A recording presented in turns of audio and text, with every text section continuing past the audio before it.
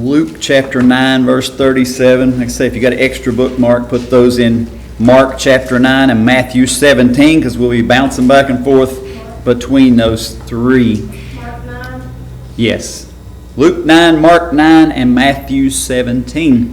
While you're turning there, last week we talked about the transfiguration there with Jesus on the mountain, which was just another glimpse of who Jesus really is. Peter, James, and John, the only ones who got to witness that. Earthly witnesses. Moses and Elijah showed up there with him. But those three apostles got that amazing glimpse at the glory of Christ, which is a taste of what it's going to be like at His second coming there. And it was very encouraging to them as they continue to learn how to serve God. And they're going to go through some suffering and some persecution and some things. And so that was something much needed in their life. And they'd heard a lot about the sacrifice and suffering and persecution. And so this was an encouragement for them when they got to do that. And didn't have a question last week. But as we move into this week, we're going to make up for that, because I think there's 3 or 4.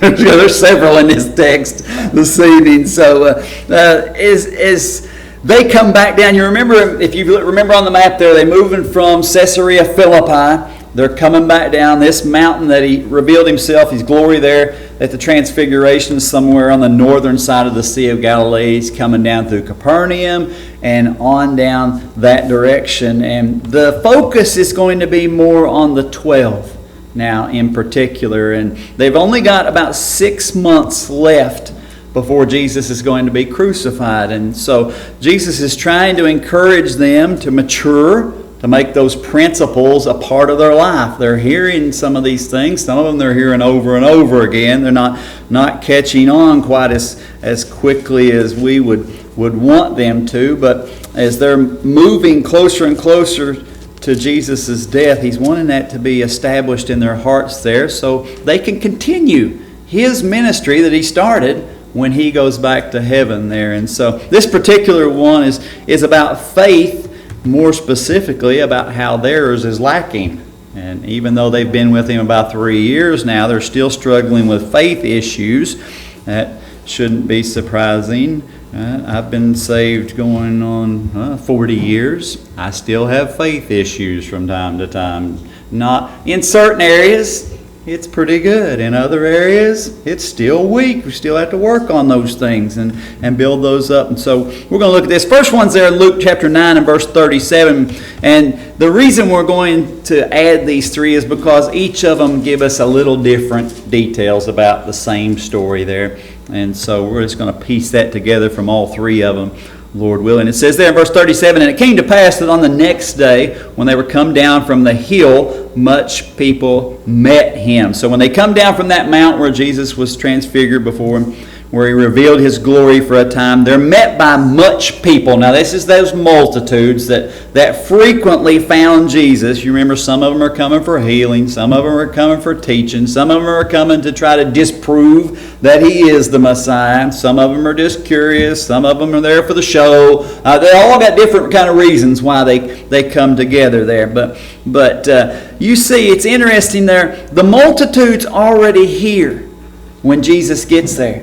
You know, a lot of times when Jesus goes away to a mountain alone to pray or something, when He comes back and people realize, oh, there's Jesus, and they start flocking to Him, the multitudes start gathering, the crowd gets bigger and bigger and bigger. In this instance, the crowd is already there. So Jesus isn't the center of attention when they come down here. Look over in Mark chapter 9 and verse 14, and you'll see this little more clear from Mark's example there. Mark 9, 14 and 15.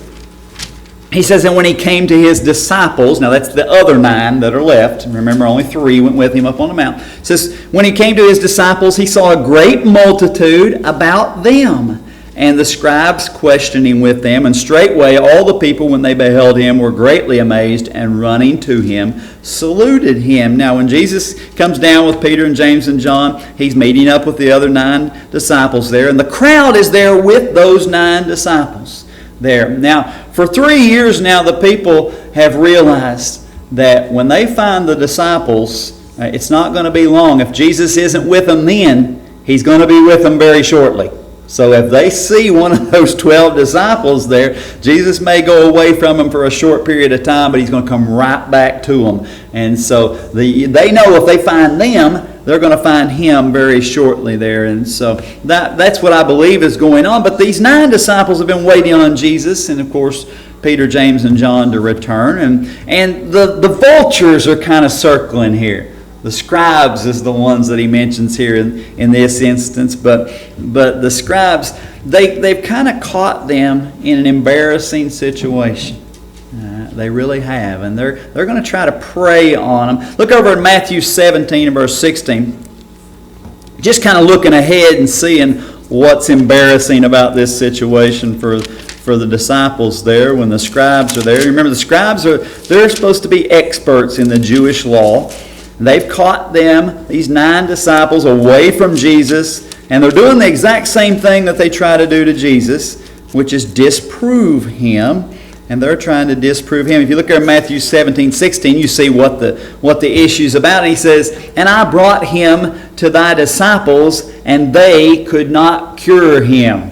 And that's kind of embarrassing for them. The disciples have already tried to cure someone, but they could not cure him. And the scribes are no doubt ridiculing him for that. And Jesus comes on the scene. He asks his first question. Go back to Mark 9. Mark 9, verse 16. You see the first question that Jesus asked there.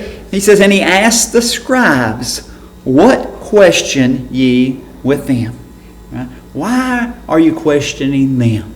Right? That's what he's saying in that verse here. Now, there is a man in the crowd who's seeking for the power of God there, for healing in this instance.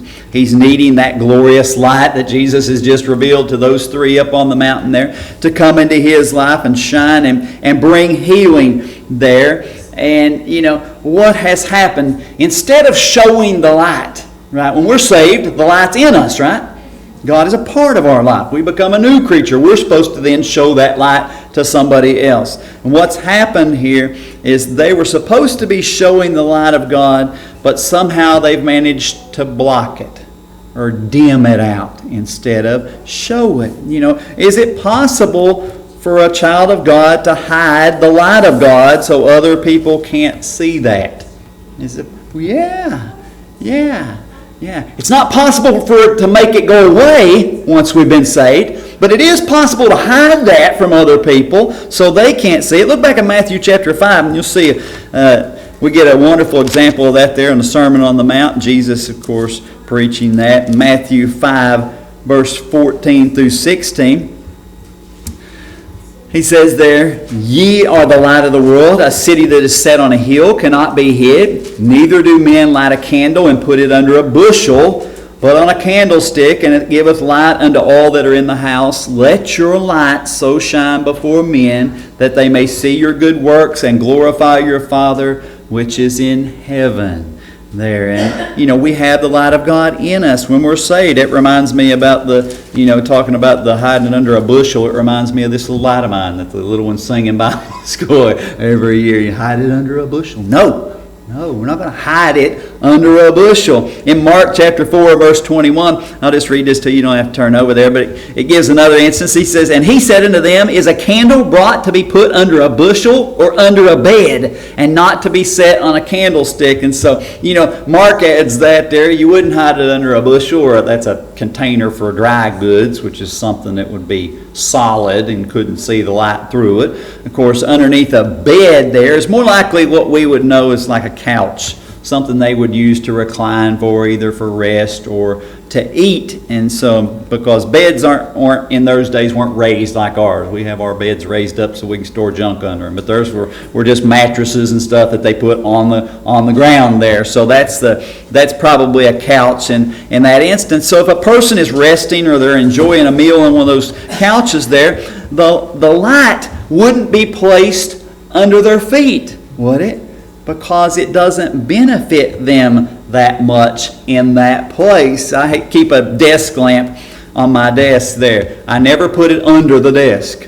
I never want to see how white my socks are while I'm studying. I want to see the books and papers and stuff that I have all over my desk and Post-it notes and stuff. That's what I want to see. So you keep it up on top. You don't keep it down around your feet where it's not going to do hardly any good there, And but things like where God's just kind of a footnote in our lives.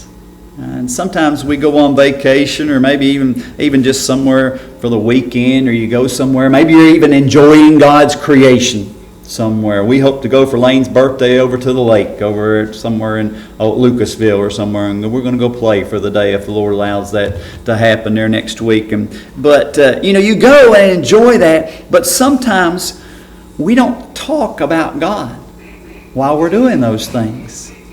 We don't. God's just kind of a footnote.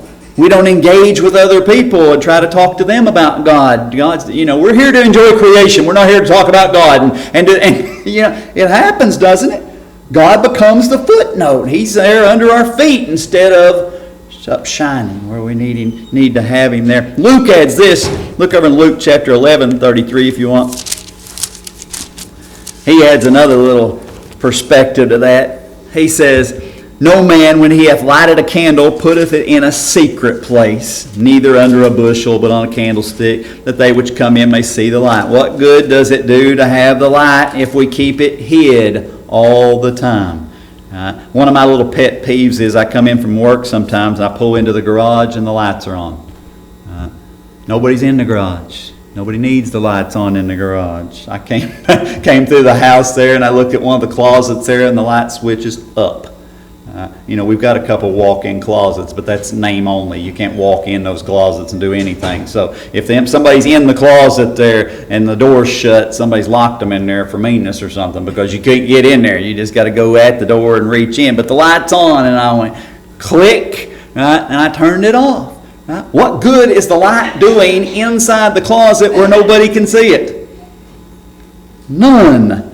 Right? What good is God if we're going to hide Him from the rest of the world, or put Him at our feet and just kind of a side note or something along those lines? And why would we want to keep God a secret? We don't want to just hide Him here in the church. Come to church and we talk about God and praise God and sing about God, and we leave here, well, God who? Right? People don't seem to not know we even know God when we leave here if we don't talk about Him, if we don't let our light shine. And so, that's the idea here. And so Jesus, the disciples have kind of blocked the light for a time because of something that they've done there. And Jesus is going to intervene here. Right? He's going to stop them. He stops these scribes from continuing this attack on His disciples. And what He's saying, basically, what I believe is, if you've got a problem with the light, right, go to the source of the light. Right? Go to the source of that. Look at Matthew 17 again, there in verse 14. Matthew 17, verse 14. 14 and 15, he says, "And when they were come to the multitude, there came to Him a certain man, kneeling down to Him and saying, Lord, have mercy on my son, for he is a lunatic and sore vexed, for oft times he falleth into the fire and off into the water." Now look over Mark. We're going to get all three of these before we go on. Look over Mark's account. We'll see just exactly what's going on with this boy that needs healing here. Mark chapter 9, verse 17 and 18. He says, "And one of the multitude answered and said, Master, I have brought unto thee my son, which hath a dumb spirit. And wheresoever he taketh him, he teareth him, and he foameth and gnasheth with his teeth, and pineth away. And I spake to thy disciples that they should cast him out, and they could not." One more over in Luke chapter 9, verse 38 and 39. Luke chapter 9, 38 and 39. We'll pull all these together, Lord willing. He says, "And behold, a man of the company cried out, saying, Master, I beseech thee, look upon my son, for he is mine only child. And lo, a spirit taketh him, and he suddenly crieth out, and it teareth him, that he foameth again, and bruising him hardly departeth from him." Now, from these three accounts, we find out several things about this man's son here that's stricken. Now, first of all, he's what they describes as a lunatic. Anybody know where that word comes from? It does have something to do with the moon. That word lunatic actually means moonstruck. I knew things like the lunar landing was landing on the moon, but I didn't know lunatic came from something with the moon. And it goes along with something that they believed at this time. They believed a lot of maladies and things like that were somehow controlled by the moon, like the tides are affected by the moon, those kind of things. And so this instance, what we believe to be epilepsy, which is this description of these fits that these boy has and the seizures and those type of things. And they believed that was somehow caused by the moon. You know, we see things like that in our society today. When people do crazy things or act like lunatics, we say, well, it must be a full moon out tonight. Or so. We say things like that, even though that's not scripturally accurate. The Greeks and the Romans, I learned this interesting story. The Greeks and the Romans both had stories about men who turned into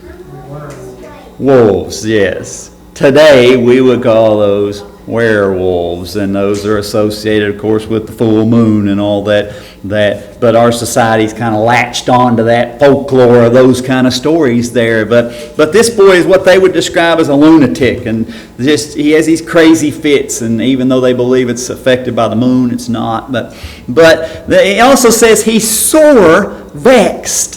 Right, sore vexed, which means this is a painful experience for him. This isn't some kind of mild form of epilepsy. I know people have mild forms of epilepsy. They can control that some with medicine, and sometimes their episodes are rare. That's not what this boy is experiencing here. This is a debilitating disorder for him. Right, it is a peril of his life.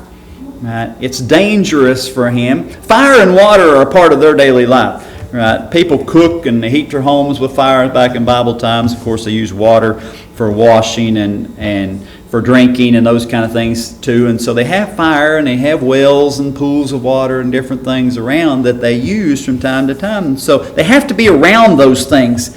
Right? And imagine being afraid that if you turn your back for just a second, that your son is going to go into one of these fits and fall into the fire, or fall into the well, or fall into a pool of water or something, and maybe burn himself or drown himself or something. And so this happens. This happens. It says there, for oft times he falleth into the fire, and oft into the water. It's happening on a regular basis for them. You can imagine this poor boy with these scars. You fall into the fire, right? You hardly come out without scars or burns or something. You can imagine the scars from this little boy and his body. By this time, he's also described he has a dumb spirit. Now, when the Bible talks about somebody being dumb, right, not talking about being unlearned, what's it talking about? Can't speak. Right? Can't speak. So this demon that's possessing him for this time, most of the time, he can't speak. Right? He can't speak, except when this spirit takes over and he just screams out. Right? He just screams out there. Mark 9:25 says that he has a foul spirit. Now, some commentators say that this may be something like Tourette's or something like that, where this spirit kind of takes over him and he screams out profanities or something foul along that lines, but most of the time he can't speak. That's his world there. And it also describes it there in those verses. Sometimes it throws him down to the ground so violently that he ends up with bruises. It's not just one of these things where he just kind of passes out and falls down. It's these if you've ever seen somebody have a violent seizure, maybe on TV or maybe in person, right, where they convulse or jerk, and it's a violent episode. That's what's going on with this boy, and it's very troubling for him. And he says he foameth at the mouth sometimes, and he grates his teeth sometimes, this gnashing of his teeth, and his muscle tone, it says he pineth away. That's what he's talking about, his muscle tone. People that have severe forms of epilepsy and they struggle with that, their muscle tone just deteriorates. They start withering away. And that's what's happening to this boy. And regardless where they take him, he has one of these episodes. Right? They can't go anywhere where he doesn't have one. It says this demon hardly departeth from him. which means it's more often that he has those episodes than that he's quiet and calm. And so it's a scary place to be. And so this torment from this demonic spirit is the normal for this boy. We understand new normal today with all the masks and the social distancing, and that's kind of become normal. You just expect that anymore in this day, but that's his normal, and so he rarely has any peace, right? But you add another level of misery to this there from Mark 9:25. There's deafness associated with it too. He can't hear. And so this is this man's only child. Imagine how miserable this boy is with all those problems associated with this demon possession. Imagine how horrified his father must be, having to watch his son suffer so often from this and not being able to do anything to change that. Just maybe doctor up the wounds, right? Do the best he can, maybe put some salve or something on the burns, something, and just wait for the next one to happen. Hope it's longer than the last one, before he has another one. And that's a miserable existence there, right? 3 of these disciples have gone from this glory on the mountain, from the transfiguration, to this gripping reality that our world is sin cursed. And it's a vivid example for him. When they bring this boy to him, he has one of these episodes there where this demon abuses him. And so they go from that really height of glory now to the depths of misery in this man's experience there. Look back at Matthew 17, verse 15.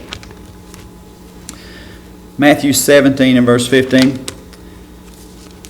He says, this is the man talking. He says, "Lord, have mercy on my son, for he is a lunatic and sore vexed, for oft times he falleth into the fire and oft into the water." This man calls Jesus Lord. Now that word is kurios.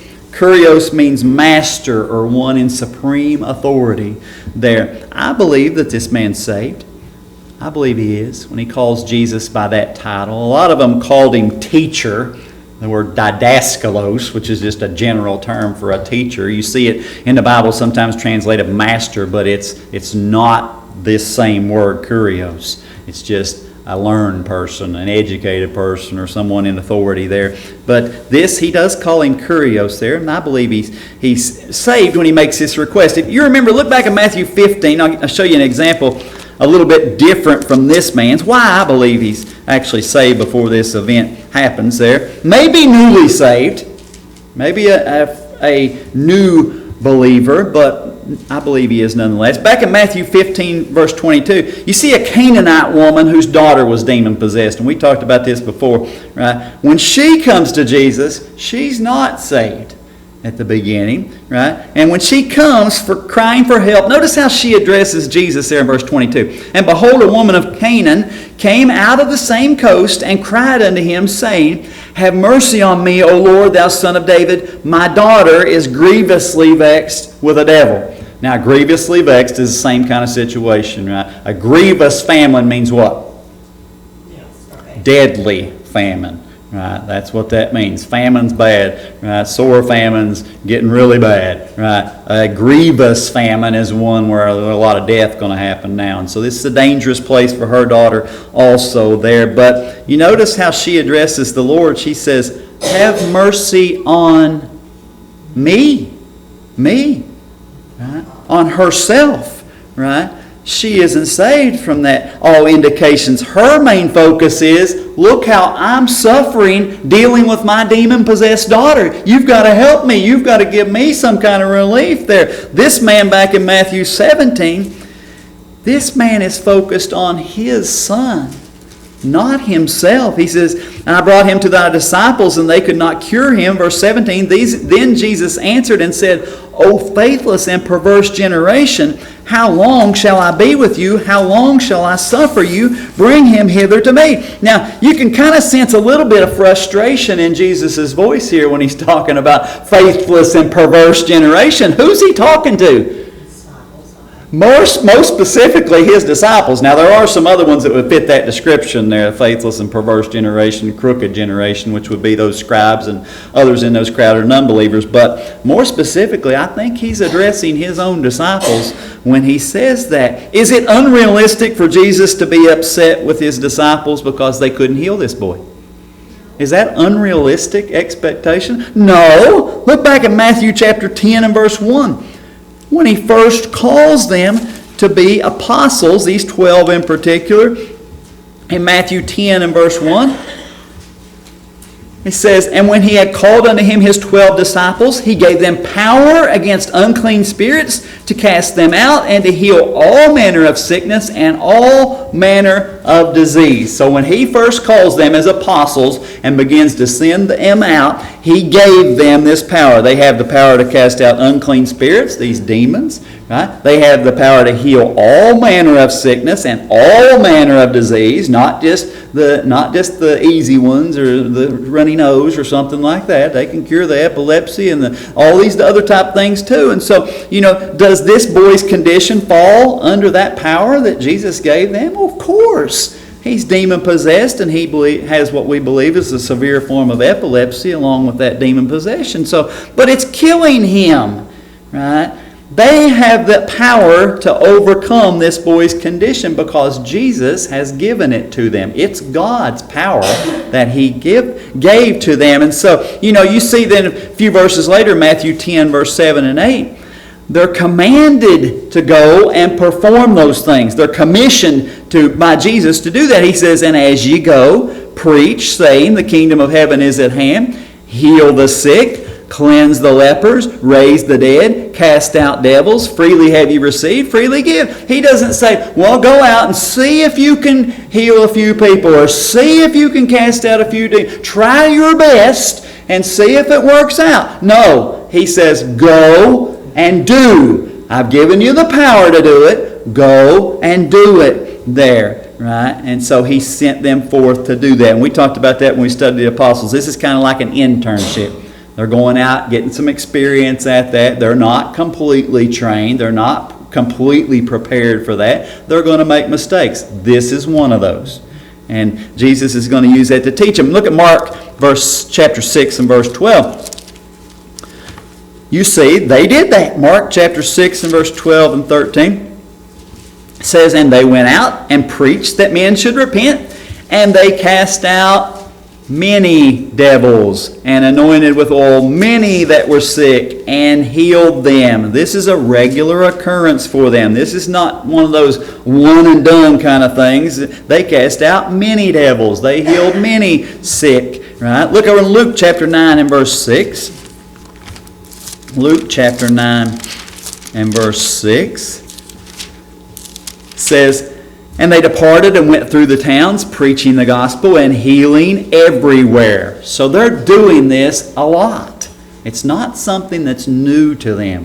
They've had experience doing them. God doesn't call us to do anything that he won't enable us to do. And so when he tells them to go out and heal these people and cast out the demons, he's enabled them to do that. He's given them the power to do that. And so they have experience with it. Why is this boy any different? Why can't they heal him? Right? Why did Jesus tell them to go do it and now they can't? Right? Do they want to heal this boy? Yes. Well, yes. Yes. It's actually become a little embarrassing for them when the scribes show up there and they're questioning them about it, and because they can't do it, it's embarrassing for them. Right? What's gone wrong? If they've been given the power, they already know how to use that power that God's given them. Right? Is the power gone? No. Why not? Well, it's God's power, isn't it? It's God's power. God's power is not going anywhere. If God gives it to you to do something, it's not going anywhere. So they still have the power. The power isn't gone. Then God hasn't taken the power away from them. Right? We see them use this same power of healing in the future, even after Jesus is resurrected from the dead. You see them use that in the future. So the problem isn't that they don't have the power. It's not that they can't use that power. They're not using that power, right, that God has given them. And I know some people are thinking, well, that's just dumb. If you had the power, you knew how to use the power, why wouldn't you use the power? Right? That sounds like foolishness, doesn't it? Right? We do the same thing, right? This one will hit. We don't have the power necessarily to heal people in that way that he gave them or cast out demons the same kind of way that he did them. But let me give you this example. This may hit home for us, right? Do we have the power to resist sin after we're saved? Yes, we do, right? Does God ever put more on us than we can bear in a way of temptation? No. Does God ever tempt us with something and not give us a way to escape? No. 1 Corinthians 10:13. You'll recognize this. You don't even have to turn over. He says, "There hath no temptation taken you, but such as is common to man. But God is faithful, who will not suffer you to be tempted above that ye are able, but will with the temptation also make a way to escape, that ye may be able to bear it." There isn't some new form of temptation that's going to come upon us that hasn't happened to everybody else since the beginning of the world, right? What are those three forms of temptation? Lust of the eyes, lust of the flesh, pride of life. Right? It's the same three areas that we're tempted in. We're not getting anything new, right? And Satan's going to try to lure us away in those same areas. But after we're saved, we're no longer a slave to sin, right? It's not something that we have to do after we're saved because it was controlling us. It's something that we choose to do. Look over in 1 Corinthians 15:34. When we don't use the power that God has given us to resist that, we're choosing not to use that power. 1 Corinthians 15:34, he says, "Awake to righteousness and sin not, for some have not the knowledge of God. I speak this to your shame." Right? If we don't know God intimately enough, we don't know His Word intimately enough to know what is sin and what isn't sin, that's not God's fault, is it? No, he says, "I speak this to your shame." Right? If you don't have the knowledge of God, if you haven't given what God has allowed us to have so freely in our country and studied it and come to church and learn from it and know what you're supposed to do, what you're not supposed to do, right? When we fall in sin, we don't have an excuse for that. Right? You know, we talked about that from 1 John, where we're abiding in the Word.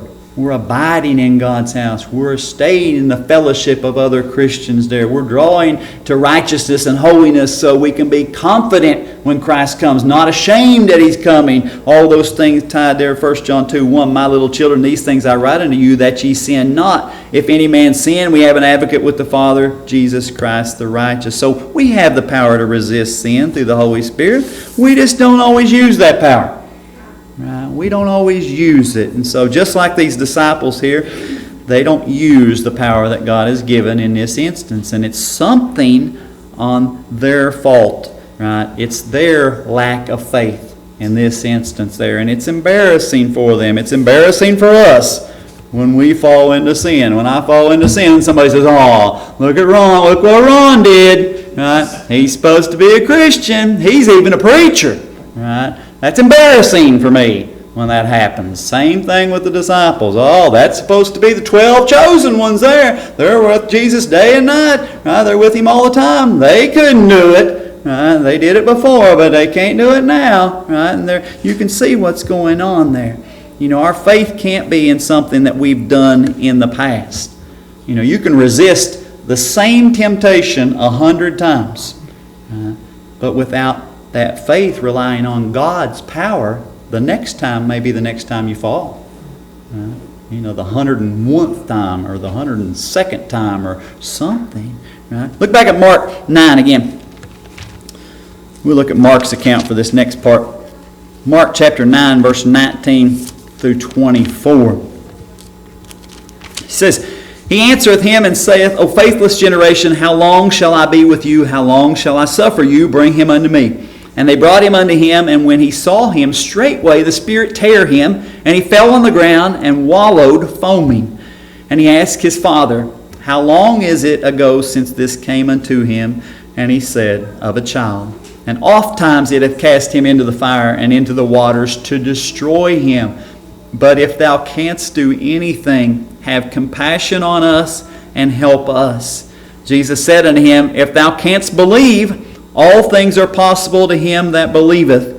And straightway the father of the child cried out and said with tears, Lord, I believe. Help thou mine unbelief. Help thou mine unbelief. Right? Unlike the disciples, this father knows that he has little faith. Right? He says, I believe, but what? I know it's not great faith. Right? I know it's not a lot of faith. I've got some faith. Right? But he knows he still has doubts. Right? You know, as far as faith goes, when a person first gets saved, how much faith do we have? Now, honestly, we've got faith to believe that Jesus died for our sins, right? That he rose again the third day, right? And we have faith that if we ask God, repent, ask God to save us, that he saves us, right? We have that much faith. But what about living faith? When you first get saved, do you have a whole lot of faith to trust God for daily life? No, not much, do we? Because we're learning how to do that. Right? We're learning how to trust God. Right? And, you know, that's a little slower coming on. Our faith has to grow. We have to learn how to trust God. You know, and so everybody starts out with just a little faith. Right? But when Jesus rebukes them here in this instance, he calls them what? Faithless generation. Faithless. The Father has a little bit of faith, right? But he tells his disciples, says, you really didn't show any faith there. You've done this before, right? This isn't something new. How is it that you're not continuing what you already know, right? You know, how much faith does it take? You see this in our everyday life. How much faith does it take to believe that God will provide your needs, just food needs? How much faith does it take to trust God that God's going to provide your need for food every day? How much faith does it take you, Leroy, right now? Right now, not a lot. Why not? He's doing it. You've got probably cabinets full of food, don't you? A refrigerator full of food, just like I do, just like everybody else does here. Right? It's not a big test of faith for us to trust God to provide daily food when you've got plenty of it. Right? That's not the case. Matthew 16 and verse 8. Just a short time ago we studied through this, Matthew 16 and verse 8. He says, which when Jesus perceived, he said unto them, O ye of little faith, why reason ye among yourselves? Because ye have brought no bread. Right? That's when they needed faith. When they didn't have the bread. When they didn't take the bread, remember it, then that's the evidence there. Their faith's small. Right? Because they're panicking. Oh no, we didn't take the bread. We forgot to take the bread. Right? And Jesus said, beware the leaven of the Pharisees. Right? That's because of the bread thing. We didn't bring the right kind of bread. And now we're going to have to eat the loaves. And it's bad. And that wasn't what he was saying at all. Right? What about, how much faith does it take to trust God for our financial needs? Joe, how much faith does it take to trust God that he's going to meet your financial needs this month? Going to pay your electric bill, your water bill, all those bills? Which I know he's going to do it. Yeah, right. Most people, you know, if you've got a steady job, right, enough money to pay your bills this month in the bank. I know some people live paycheck to paycheck, but if you've got enough money, you know you've got a steady job, you've got a paycheck coming on a regular basis. How much faith does it take to trust God to meet our financial needs if you've got money coming in all the time? Very little. Look at Matthew 6, verse 30. Matthew 6, verse 30, you see, they're worried about providing things like clothes in Matthew chapter 6. Still on the Sermon on the Mount in Matthew 6, when Jesus makes this statement about how God clothes the grass of the field with lilies. Right? Lilies, more beautiful than anything Solomon put on his body, is the way he describes it there. Matthew 6 and verse 30. He says, wherefore, if God so clothe the grass of the field, which today is and tomorrow is cast into the oven, shall he not much more clothe ye, O ye of what? Little faith. Right? Why are the disciples worried about getting things like clothes and those kind of necessities. They've abandoned their jobs, haven't they, to follow Jesus? Right? They've abandoned that. Right? You know, how much faith does it take to believe that God will protect us through sickness or some kind of other physical harm if you're well? If you're well. If you're healthy, how much faith does it take to believe God's going to protect you? Not much, does it? Not much. The test is when? When you're sick. When you're sick. That's when the test is. Matthew 14:31. And immediately, this is of course Peter here, he got out of the boat there. He had enough faith to get out of the boat, but then he realizes he's in physical harm. There's harm to his physical health that's posed by those waves and that storm that he is outside of the boat. He says in Matthew 14:31, and immediately Jesus stretched forth his hand and caught him and said unto him, O thou of little faith, wherefore didst thou doubt? That's when he needed to have real faith, when the boat couldn't protect him anymore and he wasn't in Jesus' hands yet. That's when he needed that faith. One more. How much faith does it take to believe that God's going to protect us through the storm when it's weather like this? When it's sunny and clear and the wind's just nice little soft breeze, it's not hard to trust God that He's going to protect you during the storm. Right? It's when the storm comes that's the hard time. Matthew 17 and verse 19. Then came the disciples to Jesus apart and said, Why could not we cast him out? Right? And Jesus said unto them, Because of your unbelief. For verily I say unto you, if ye have faith as a grain of mustard seed, ye shall say unto this mountain, Remove hence to yonder place, and it shall remove, and nothing shall be impossible unto you. Howbeit this kind goeth not out but by prayer and fasting. Right? It's their lack of faith, their unbelief that's limiting God's power in their lives. That's what's going on there. If their faith had been like a grain of mustard seed, they could have moved mountains. Well, they don't need to move mountains, do they? They just need to heal a little boy. Right? Cast out a demon, heal him from his sickness, epilepsy. Right? Mustard seed, we talked about this before. The mustard seed is the smallest known seed to them at this time. We know it's not the smallest seed on the planet, but to them it was the smallest seed known at that time. And that's the way our faith starts out. Just like this man's. Lord, I believe. Help thou my unbelief. I know my faith is small. I know it's little. I want it to grow. I want it to be more.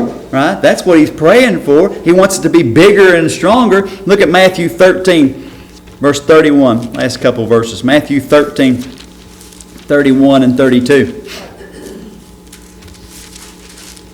And we talked about this, the parable of the mustard seed. Matthew 13, 31 through 32. Another parable put he forth unto them, saying, The kingdom of heaven is like to a grain of mustard seed, which a man took and sowed in his field, which indeed is the least of all seeds, but when it is grown, it is the greatest among herbs, and becometh a tree, so that the birds of the air come and lodge in the branches thereof. Right? God doesn't want our faith to remain small.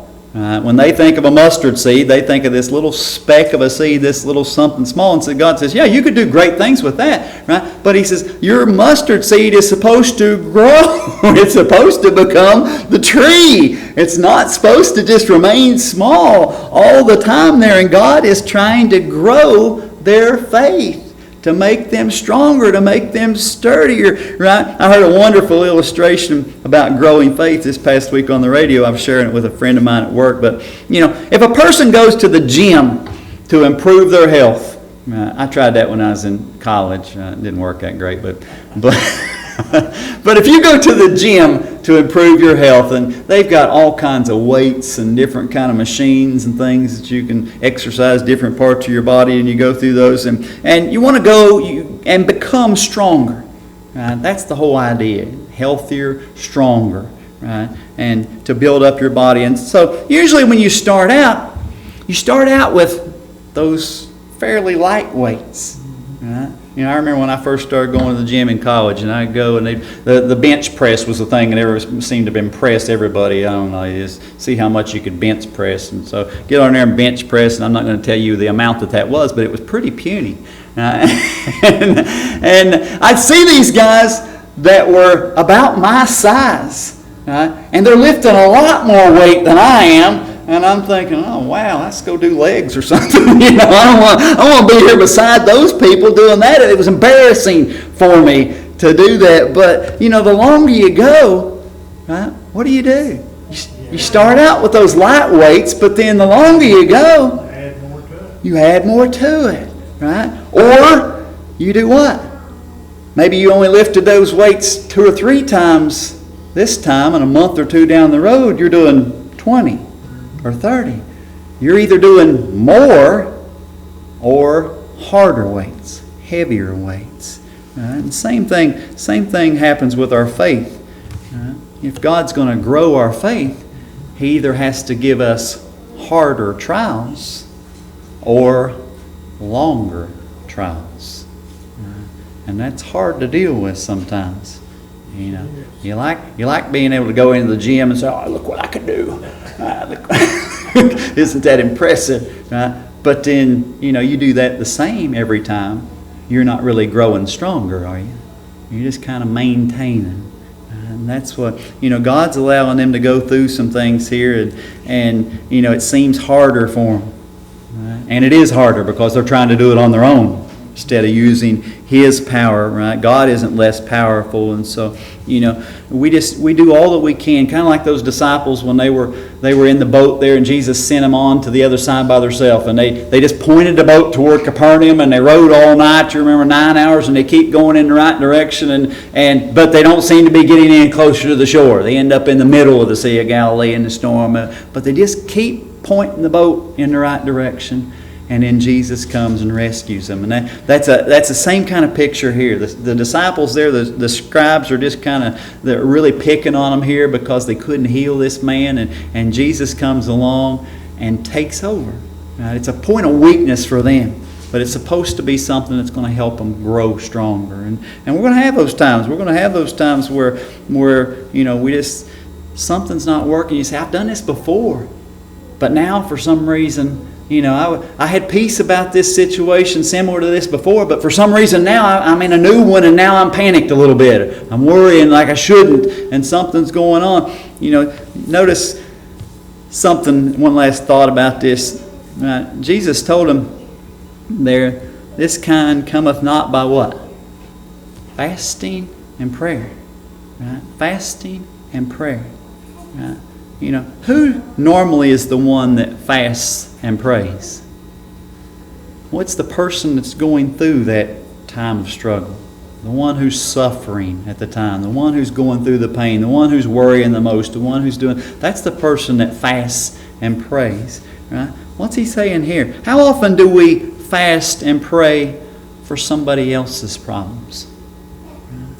When you see somebody like this guy, and you see people, right? If you go out of your house at all, you're going to see people, and maybe not to this degree, but you're going to see people, they're dealing with struggles in their life. They're suffering on a regular basis. Right? Sometimes that's financial struggles, sometimes that's job struggles, sometimes that's health struggles, anything. Right? And they're struggling, and you say, wow, I feel sorry for them. I'm going to pray for you. Right? I'm going to pray for you. Do we ever pray and fast for them? You know, it's easy for us sometimes when we get in those really hard troubles to fast and pray for our own problem. We want to draw close to God and want to be able to accept God's will for our lives, but do we do that for somebody else?